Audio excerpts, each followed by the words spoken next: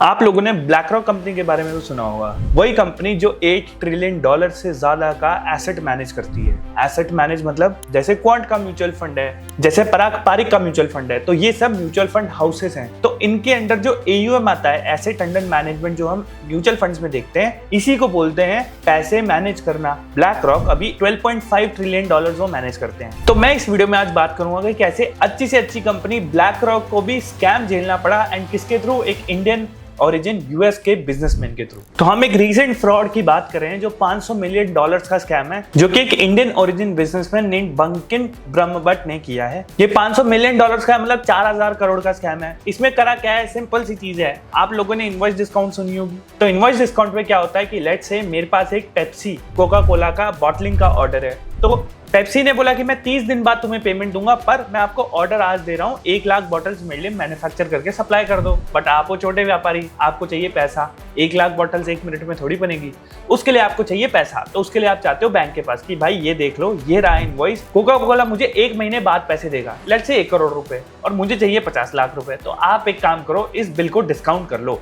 2 महीने का है, 4% पे डिस्काउंट कर लो, मतलब 1 करोड़ पे 96 लाख मुझे आज दे दो, आप पूरे 1 करोड़ वसूल लेना 30 दिन बाद, और यही आपकी कमाई होगी। और ऐसे ही ये इनवॉइस डिस्काउंटिंग या इनवॉइस फाइनेंसिंग का धंधा चलता है। जो लेंडर होता है, जिसने आपको आज पैसे दे दिए, जिस बैंक ने आपको आज पैसे दे दिए, वो 4% की कमाई करता है 30 दिन के क्रेडिट पीरियड में। अब ब्लैक रॉक कंपनी क्या है? ये सिंपल एक लेंडर, एक बैंक है जिसने बंकिम ब्रह्मभट्ट को लोन दिया था। बंकिम जी की थी 3 companies, Bankai group, Bridge Voice and Broadcom Telecom. नाम सुन के लग रहा है ना कि टेलीकॉम कंपनी से रिलेटेड है, वैसे ही था। ये network traffic, calling services and routing का काम करते थे। सिंपल सा फंडा था। तो इन्होंने ऐसे इनवॉइस पेश किए ब्लैक रॉक के आगे कि भाई हमने लेट से इतने सारे रुपीस का सर्विस दी है, मतलब आज मैंने सर्विस दे दी, कस्टमर 30 दिन बाद देगा पैसे, एंड उसे बोलते हैं रिसीवेबल्स। उसी रिसीवेबल्स के पीछे ब्लैक रॉक ने बहुत सारे इनवॉइसेस अग्री किए, मतलब बंकिम जी ने बहुत सारे इनवॉइसेस बना के भेजे।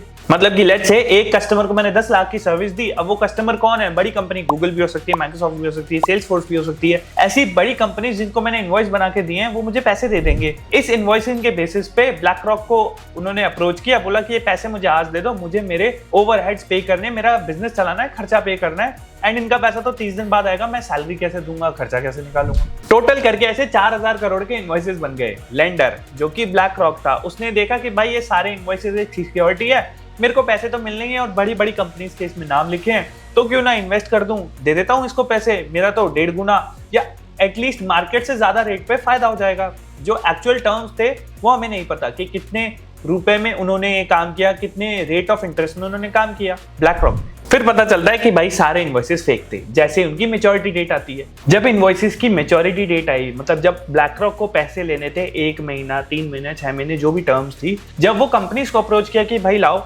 हमें पैसे दे दो, तो कंपनीज ने बोला भाई ये इनवॉइसेस तो फेक है, हमने तो कोई सर्विस ही नहीं ली। तो इस जगह एक सवाल ये उठता है कि भाई ब्लैक रॉक जैसी इतनी बड़ी कंपनी बेवकूफ कैसे बन गई? तो उसके लिए एक सिंपल सा सवाल समझो। जब प्राइवेट सेक्टर आता है, प्राइवेट सेक्टर पे परफॉर्मेंस का सबसे ज्यादा प्रेशर होता है। मतलब आप जो भी प्राइवेट बैंक देखोगे, सबको लोन देना है, सबको पूरे टारगेट्स पूरे करने हैं, पीछे पड़ जाते हैं बैंक वाले ऑफिशियल्स छोटे छोटे कर्मचारियों के पीछे कि भाई ये लोन ला के दो, क्लोज करके दो। एंड क्योंकि प्राइवेट सेक्टर को डील क्लोज करनी होती है, तो कभी कभी फाइन प्रिंट के अंदर वो गलतियां भूल जाते हैं, और जिसका इंटेंशन गलत है, जिस बिजनेसमैन का इंटेंशन गलत है, वो फाइन प्रिंट के अंदर ही चीजों को छुपाता है ताकि वो डील क्लोज हो जाए। तो दोनों जगह विन विन हो जाता है। पर लॉन्ग टर्म में ये चीज सही नहीं है, बिकॉज फॉल आउट तो आ गया। अब पैसा किसका लगा?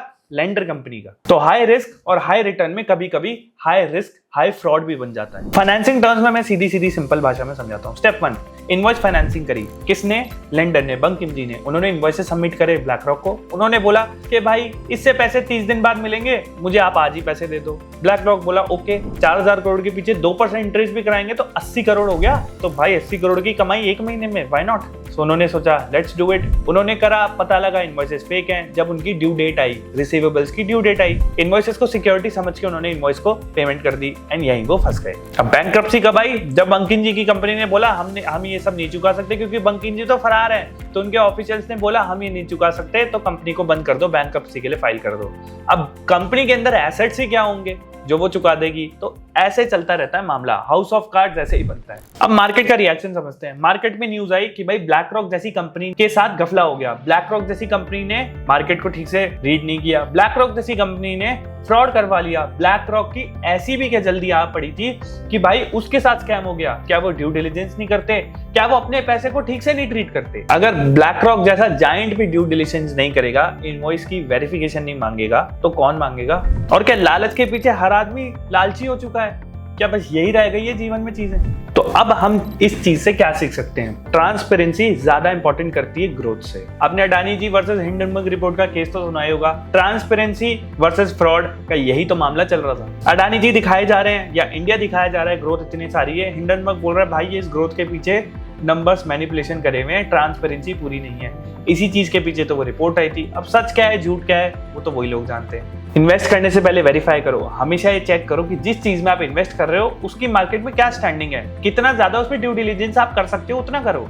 और बिग ब्रांड मतलब जीरो रिस्क नहीं होता। जब ब्लैक रॉक जैसी कंपनी बेवकूफ बन सकती तो आप तो क्या ही चीज हो। कोई भी आपको बेवकूफ बना सकता है, तो अपने वेल्थ को प्रोटेक्ट करके चलो। अब यहाँ गवर्नमेंट की भी रिस्पॉन्सिबिलिटी बन जाती है। आपको पेटीएम का किस्सा याद होगा कि भाई पेटीएम पेमेंट्स बैंक बंद क्यों करना पड़ा? क्योंकि बहुत सारी इररेगुलरिटीज मिली थी। Even I know from someone I can't name कि ऐसी चीजें मिली थी, ऐसे एक ही अकाउंट, एक ही पैन नंबर से 25 से 30 अकाउंट है। लोग मनी लॉन्ड्रिंग कर रहे हैं, अलग अलग चीजों के धंधे जो अलाउड भी नहीं इंडिया में, एंड उससे एक नंबर में पैसे लेके बैंकों में रखने हैं, एंड पैसे ले लेके भाग भी गए हैं बहुत से लेंडर्स पेटीएम के।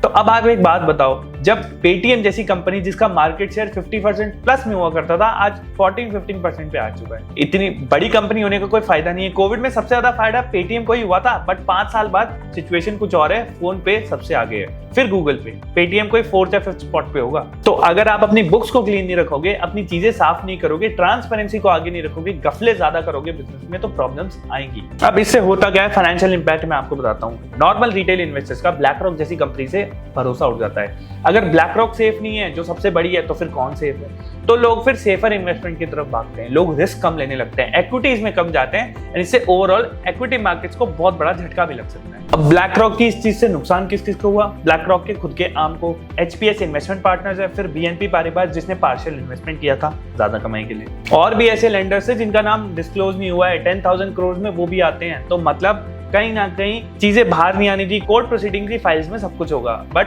आपको ये ध्यान रखना है कि बड़ी से बड़ी कंपनी अगर फंस सकती है, तो आप इससे क्या सीख सकते हो? स्कैम करने वाले नए नए तरीके से स्कैम करते रहेंगे, आपको ध्यान रखना है कि आपके साथ स्कैम ना हो। If something sounds too good to be true, it is not true.